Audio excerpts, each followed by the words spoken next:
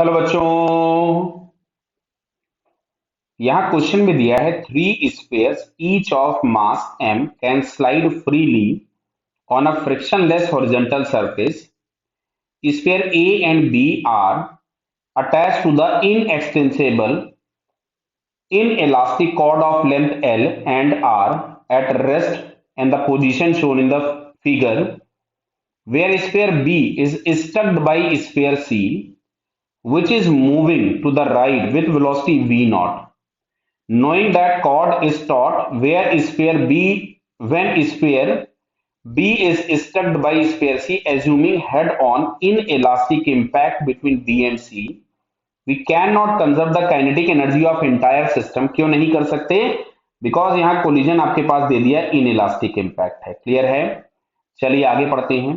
तो पूछा हुआ है the loss of kinetic energy of the system during collision. तो बेटा ये पीछे के क्वेश्चन से आ रहा है। तो पीछे वाले क्वेश्चन में कंडीशन ये दी थी कि जो स्फीयर सी है इसकी जो इनिशियल वेलोसिटी वी नॉट है, ये इस बी वाले से कोलाइड करने के बाद इसकी वेलोसिटी बचती है वी नॉट बाई टू। ऐसा पीछे क्वेश्चन में दिया गया है, उसी के आगे रेफरेंस में ये क्वेश्चन पूछा जा रहा है। क्लियर बेटा? तो अब एक काम करते हैं, हम लोग इस क्वेश्चन में सबसे पहले कोलिजन के बाद का डायग्राम बनाते हैं। तो यहां कहीं पे हमारे पास है ये स्फीयर ए, ये हम लोगों के पास है स्फीयर बी। क्लियर बेटा? और ये है स्फीयर सी। तो स्फीयर सी की कोलिजन के बाद वेलोसिटी बची है v नॉट बाई टू। ऐसा आपको प्रॉब्लम में मेंशन करके रखा है। ऐसा हुआ क्यों होगा? स्फीयर सी को एक इंपल्स मिला होगा बैकवर्ड डायरेक्शन में कुछ भी जे। अच्छा, सेम मैग्नीट्यूड का इंपल्स इसने दिया होगा आगे बी को। क्लियर? तो सबसे पहले मैं जे की बात कर लेता हूं। तो मैंने सी लिखा। तो सी का अगर मैं इनिशियल मोमेंटम लिखूं तो it is M we naught I cap. Clear बेटा? अच्छा, मैं सी का अगर फाइनल मोमेंटम लिखूं तो it is M we not by two I cap.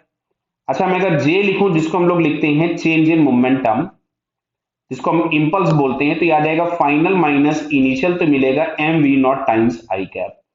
इसका मैं अगर मैग्नीट्यूड निकालूं तो यार है M we not by two. Clear है क्या बेटा? अच्छा, सेम इंपल्स बी को मिला है। तो बी के लिए अगर हम बात करेंगे, फिर बात आ गई एंगल की, तो मैं जरा वापस पीछे जाता हूं।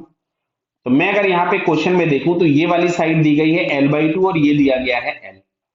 तो साइन थीटा, अगर मैं इसको थीटा लिखूं तो sine theta is equal to L by two upon L, तो ये मिलेगा वन बाई टू। तो ये एंगल हो गया 30, तो ये वाला एंगल होगा 60 डिग्री। क्लियर?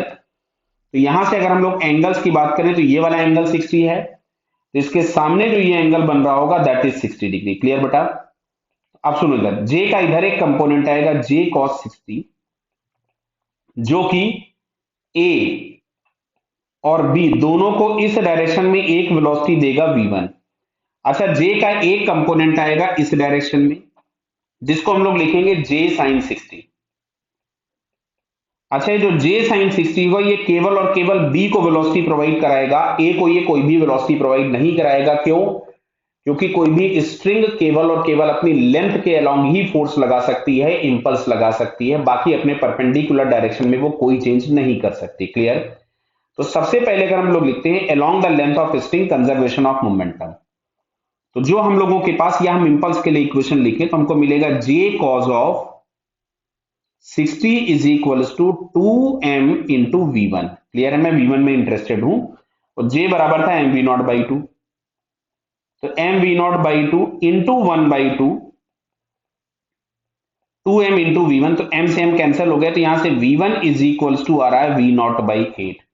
यानी जो ए और बी को इस डायरेक्शन में जो वेलोसिटी मिली है v1, वो हम लोगों के पास आ गई। अब हम लोग इंटरेस्टेड हैं v2 में। तो v2 हमें कौन दे रहा था? j sin 60।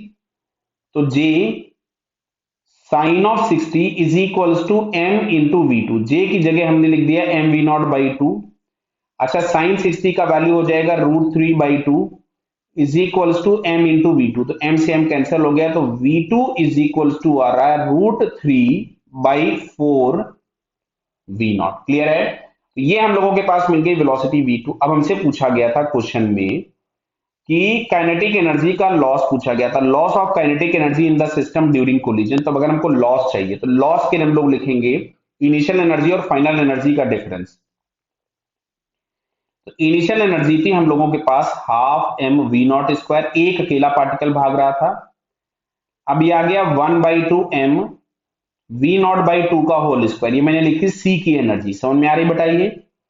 फिर मैंने यहां से लिखा 1/2 m इंटू v1 स्क्वायर, ये मैंने लिखी ए की एनर्जी, मैं लिखता जा रहा हूं, ये ए की काइनेटिक एनर्जी है, ये सी की काइनेटिक एनर्जी है, और 1/2 m v1 square plus 1/2 m v2 square, ये आपके पास बी की काइनेटिक एनर्जी है, क्यों? क्योंकि बी के पास दो वेलोसिटीज आ गई थी। क्लियर बताइए, बराबर है।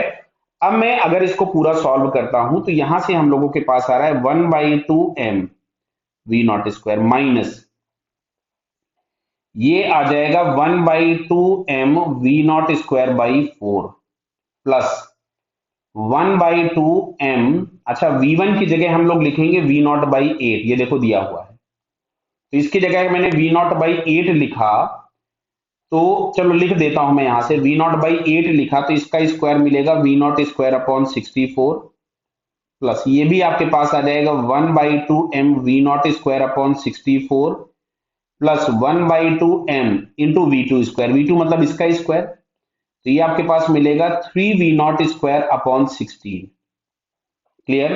तो मैं फिर से यहां से लिख रहा हूं 1/2 m v0 स्क्वायर, मतलब ये बेसिक कैलकुलेशन ही बचा हुआ है, बाकी तो पार्ट आप लोगों को समझ में आ गया होगा, यहाँ पे केवल और केवल कैलकुलेशन में कर रहा हूं। अब इन दोनों को मैं एक साथ लिख देता हूं, तो यहां से तो हम लोगों के पास मिल रहा था m v0 स्क्वायर/8, और ये दोनों को साथ में लिखा तो हाफ और हाफ 1 हो जाएगा, तो ये मिलेगा m v0 स्क्वायर/64 प्लस 3 m v0 स्क्वायर/32। तो इसमें से हम अंदर वाले में से 64 पहले एलसीएम ले लेते हैं, तो 64 अगर अपन ने यहां से एलसीएम ले लिया तो मिलेगा 8m v0 square plus m v0 square plus ये आ जाएगा आपके पास 6m v0 स्क्वायर। क्लियर है बताइए, बराबर समझ में आ रहा है? तो इसको अगर हम लोग लिखेंगे तो 8 प्लस 6 14, 14 प्लस 1 15, लास्ट स्टेप में यहां पे लिख देता हूं half m v0 square minus 15m v0 स्क्वायर/64, तो 32 माइनस 15 आपके पास मिलेगा 17 m v0 स्क्वायर/64, तो ये फाइनली आपको लॉस मिलेगा। अब इसको हम ऑप्शन में चेक करते हैं, 17/64 m v0 स्क्वायर, तो 17/64 ये हम लोगों को फर्स्ट वाला ऑप्शन दिख रहा है। क्लियर? तो इसका फाइनल आंसर हमारे पास कौन सा हो जाएगा? फर्स्ट। क्लियर बेटा? Okay, all the best.